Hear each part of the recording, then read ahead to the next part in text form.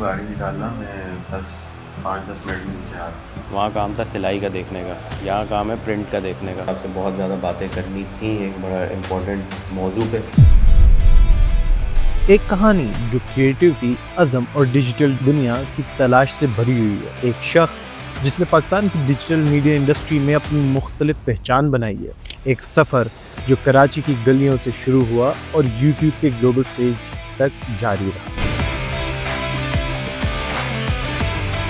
6 ستمبر 1990 کو کراچی پاکستان میں پیدا ہونے والے عرفان جنیجو ایک عام پاکستانی مڈل کلاس گھرانے سے تعلق رکھتے تھے۔ ان کا تعلق ایک ایسے شہر سے تھا جو مصیبت بھی دیکھتا تھا، جذبہ بھی رکھتا تھا اور سپنے بھی۔ بچپن سے عرفان میں ایک عجیب بے چینی تھی۔ وہ ہمیشہ کچھ نیا کرنا چاہتے تھے، لیکن وہ سمجھ نہیں پا رہے تھے کہ وہ کیا ہے۔ ان کا انٹرسٹ سپورٹس، فوٹوگرافی اور سٹوری ٹیلنگ میں تھا، مگر پاکستان جیسے ملک میں میڈیا اور کریٹیوٹی کا کوئی زیادہ سکوپ ہی نہیں تھا۔ جیسے ہر مڈل کلاس گھرانے کا ہوتا ہے، تعلیم کی اہمیت سب سے بڑھ کر تھی۔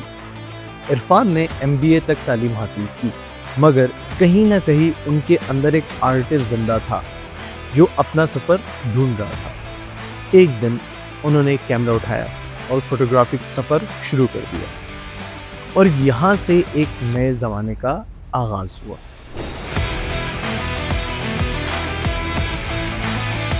2015 کا سال تھا۔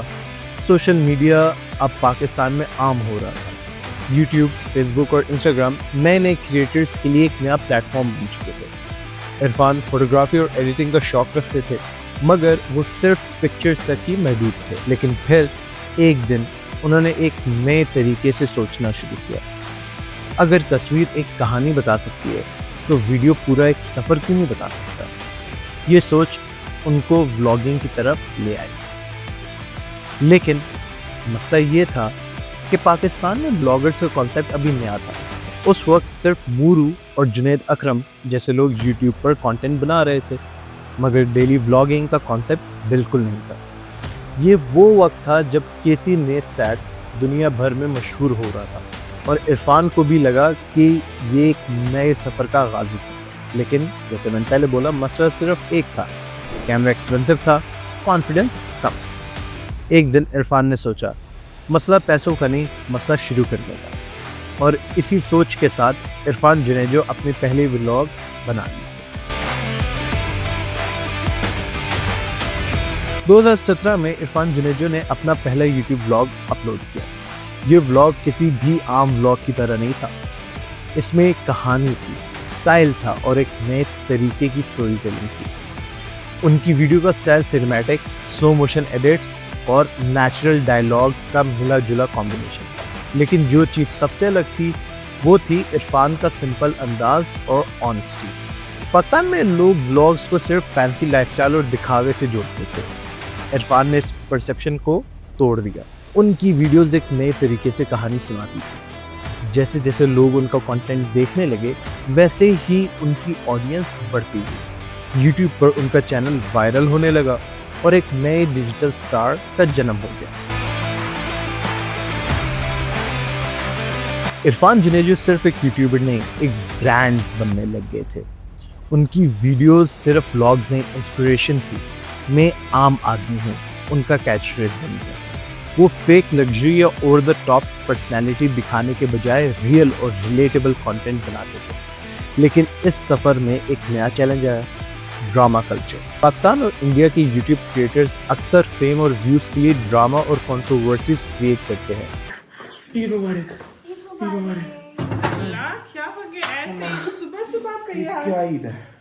لیکن عرفان جنیجو نے ہمیشہ اس کلچر سے دوری رکھی۔ ان کا ایک مشہور dialogue Junejo doesn't do drama viral ہوا، جو ان کی پرسنالٹی کا ایک حصہ بن گیا۔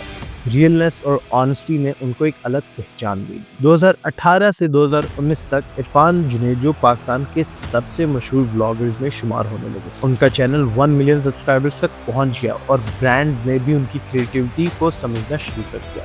وہ صرف انفلوئنسر مارکیٹنگ کا حصہ نہیں بنے، نہیں، بلکہ برانڈز کے لیے سٹوری ٹیلنگ بیسڈ کانٹینٹ بنانے لگے۔ انہوں نے مختلف برانڈز کے ساتھ کام کیا جیسے کہ Coca Cola, food panda, Samsung N9۔ یہ کولیبریشن صرف ایڈز نہیں، ایک نئے طریقے سے برانڈڈ کانٹینٹ کا طریقہ تھے۔ اب 2020 میں عرفان جنیجو نے سڈنلی بریک لے لیا۔ یہ بریک کسی کنٹروورسی کی وجہ سے نہیں بلکہ مینٹل ہیلتھ اور برن آؤٹ کی وجہ سے تھا۔ انہوں نے اوپنلی ڈسکس کیا کہ کانسٹنٹ کانٹینٹ کریشن اور پریشر ان کے مینٹل ہیلتھ کو افیکٹ کر رہا ہے، لیکن یہاں بھی ان کا آنیسٹ اپروچ ان کو اور بھی زیادہ مقبول بنا لیا۔ پھر 2021 کے آخر میں عرفان جنیجو نے واپس یوٹیوب پر آنا شروع کیا، لیکن اب وہ صرف ولاگز تک محدود نہیں تھے۔ انہوں نے پوڈ کاسٹ شروع کیے، نئے کریٹو پروجیکٹس پر کام شروع کیا اور نئے کولیبریشنز کی طرف گئے۔ اس کو پین میں ڈالنے سے پہلے کچھ کرنا چاہیے یا اب؟ آج بھی ان کا کانٹینٹ صرف یوٹیوب تک محدود نہیں ہے بلکہ انسٹاگرام، فیس بک اور ٹک ٹاک تک پھیل چکا ہے۔ اب عرفان جنیجو نے اپنی واپسی کے بعد صرف ولاگنگ تک محدود رہنے کے بجائے مختلف پروجیکٹس اور کولیبریشن میں حصہ لینا شروع کیا۔ یہ اس کے کریٹو سفر کا ایک نیا مرحلہ تھا جہاں اس نے اپنی سکلز کو نئے انداز سے پیش کیا۔ 2024 میں عرفان نے مشہور پاکستانی ایکٹر فواد خان کے ساتھ مل کر ایک پروجیکٹ بیٹ BEAT میں حصہ لیا۔ فواد خان نے سوشل میڈیا پر اس پروجیکٹ کا ٹیزر شیئر کیا جس میں عرفان جنیجو جیسے انفلوئنسرز بھی شامل تھے۔ یہ پروجیکٹ ایک کہانی تھی جو ہر دل کی دھڑکن کو بیان کرتی ہے۔ 2024 میں ہی عرفان نے زیرو لائف اسٹائل کے ساتھ مل کر premium designer earbuds Z buds کو لانچ کیا۔ اس کولیبریشن میں فواد خان بھی شامل تھے اور اس کا مقصد پاکستانی مارکیٹ میں ہائی اینڈ ایئر بڈز کو ایکسیسیبل بنانا۔ یہ ایئر بڈز پاکستانی کنزیومرز کی پسند کو مد نظر رکھتے ہوئے ڈیزائن کیے گئے تھے جس میں ہیوی بیس اور کلیئر کال کوالٹی پر فوکس تھا۔ عرفان اور اس کی ٹیم نے دا ہائیڈ میں اپنے نئے وینچر گریڈوائزرز کے آغاز کیا۔ یہ آفس اسپیس ان کے نئے پروجیکٹس اور کولیبریشنز کا مرکز بنا جہاں سے انہوں نے اپنی کریٹو جرنی کو آگے بڑھایا۔ عرفان جنیجو نے سونی کے ساتھ مل کر ایک exclusive series tips and tricks شروع کی جس میں انہوں نے کوالٹی کنٹینٹ بنانے کے فن پر اپنے تجربات شیئر کیے۔ اس سیریز کا مقصد اسپائرنگ بلاگرز اور کنٹینٹ کریٹرز کو بہتر کنٹینٹ کریشن کے لیے رہنمائی فراہم کرنا تھا۔ عرفان جنیجو نے مشہور پاکستانی یوٹیوبر مورو کے ساتھ مل کر ایک اور کولیبریشن کیا جس کا ٹائٹل تھا عرفان جنیجو مورو لیول۔ یہ کولیبریشن ان کے فینس کے لیے ایک ٹریٹ تھی جس میں دونوں نے اپنی کریٹیوٹی اور سٹوری ٹیلنگ سکلز کو ملایا۔ عرفان جنیجو نے اپنی ایک بلاگ سلیکون ویلی ان کورنگی کراچی کے ذریعے اپنے شہر کی ایک مختلف پہلو کو دکھایا۔ اس بلاگ میں انہوں نے کراچی کے ایریا کورنگی میں موجود ٹیکنالوجی اور انوویشن کو ہائی لائٹ کیا جو ان کے ویورز کے لیے ایک نیا تجربہ تھا۔ اب عرفان نے اپنی ایک اور blog Karachi street food featuring Redmi Note 14 Pro کے ذریعے اپنے شہر کے اسٹریٹ فوڈ کلچر کو بھی ایکسپلور کیا۔ اس بلاگ میں انہوں نے ریڈمی نوٹ 4 پرو کا استعمال کرتے ہوئے کراچی کے مختلف اسٹریٹ فوڈز کو دکھایا جو ان کے ویورز کے لیے ایک لذیذ تجربہ تھا۔ عرفان جنیجو نے اپنی ایک اور ولاگ گول مارے آرٹ ہوڈی سیمپلنگ ڈن اب پروڈکشن سٹارٹ کے ذریعے اپنی پرسنل لائف اور نئے پروجیکٹس کے بارے میں بتایا۔ اس ولاگ میں انہوں نے فٹ بال کھیلتے ہوئے اپنے ایکسپیرینسز اور ہوڈی پروڈکشن پروسیس کو شیئر کیا جو ان کے فینس کے لیے کافی انٹرسٹنگ انسائٹ تھی، کافی نالج لوگوں نے انکلوڈنگ مائی سیلف۔ اب عرفان جنیجو نے صرف یوٹیوب تک محدود رہنے کے بجائے انسٹاگرام اور ٹویٹر پر بھی اپنی موجودگی مضبوط کی۔ ان کا انسٹاگرام اکاؤنٹ ان کی فوٹوگرافی اور ڈیلی لائف کے مومنٹس سے بھرا رہتا ہے جبکہ ٹویٹر پر وہ اپنی تھاٹس اور اوپینینز شیئر کرتے ہیں۔